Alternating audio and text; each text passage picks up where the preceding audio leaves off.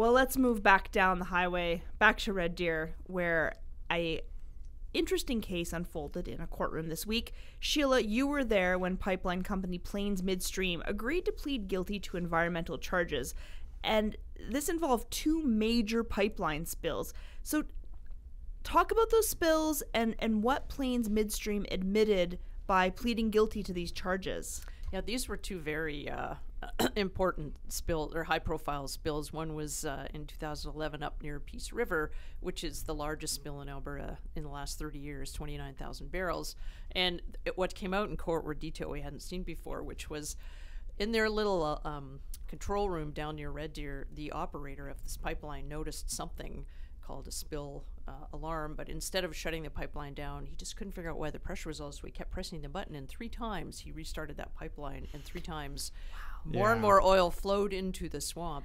It's the Homer Simpson School of Pipeline Management. Yeah, and it was revealed that 2 days earlier he just had special training. Anyway, that was a huge... So that was the Little Buffalo That was spill. the Little Buffalo spill. Okay. And the other one was more high profile because it was in the Red Deer River near Sundre, and the oil went downstream towards Red Deer, and it could have been very, very bad.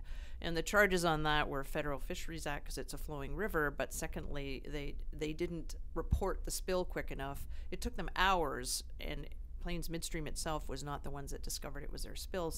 The farmers discovered the spill and finally told them. So they were, that was their charge. So $1.3 million in fines for all of them. And for 2, I think what was interesting was we all know the highest fine so far is Syncrude's $3 million for the 1,600 dead ducks. So how does this stack up?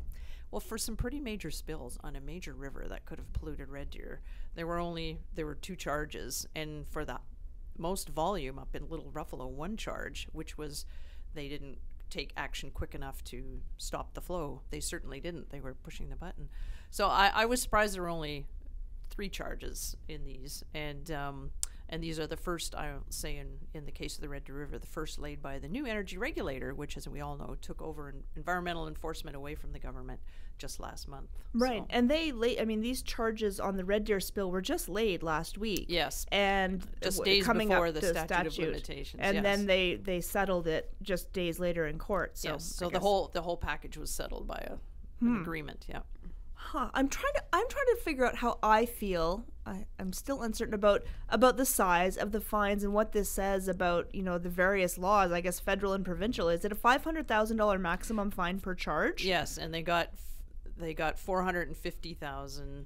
They got $50,000 off for pleading guilty. That's to sign a cooperation, so you give them credit. It's a drop in the bucket, of course, for these companies. They're making millions of dollars. Yeah, they'll pay for that before lunch, right? Spilling in a running river versus I like animals and I like ducks and I don't want to see them coated in oil, but I mean that was a contained site, and I'm surprised for Syncrude. And Syncrude, I think, arguably was making some kind of failed but good faith effort to keep the ducks off the pond. Well, not at that particular time. Their deterrents had not kicked in. That was the problem. They were late getting the deterrents going. That's true. They actually weren't in that case. So here's a question I have, because last time you were asking questions, I'm going to ask Sheila a question, because I don't know the answer, and I'm going to confess my ignorance here on podcast Bill.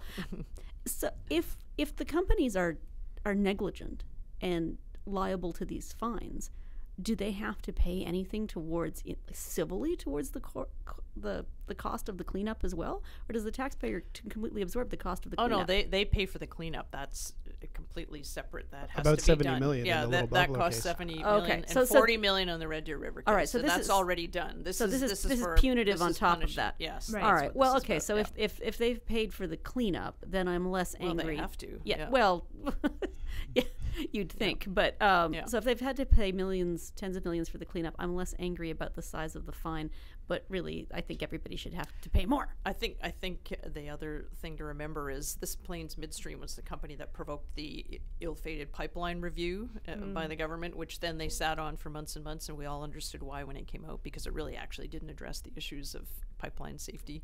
Well, in any that's what I wanted way. to ask is, I mean, do we have any more confidence in Alberta's pipeline safety than we did 2 years ago when there was a lot of focus on this after this Red Deer River spill? It depends on who you ask, but I would say most people would probably say no at this point. This is really an issue of credibility for the provincial government, because we're going all over the world advocating for us to build these giant pipelines around the continent, the Keystone, the Gateway, and perhaps a new pipeline to Eastern Canada.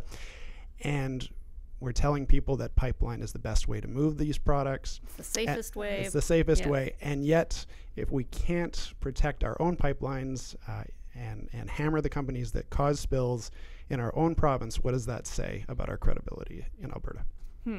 Well, the company says they've taken many measures to improve their pipeline response. And an issue that comes up here is that age of some of these pipelines. These are 40 to 50-year-old, and in the case of the Red Deer River, and there will be many more of these, that pipe was less than a meter underneath the bed of the river. So, of course, when the flood came down, because it was a flash flood that spring, it just eroded all the dirt and silt that was protecting the pipeline. So the pipeline's exposed and immediately kind of broke off like a straw. There'll be lots more pipes like that.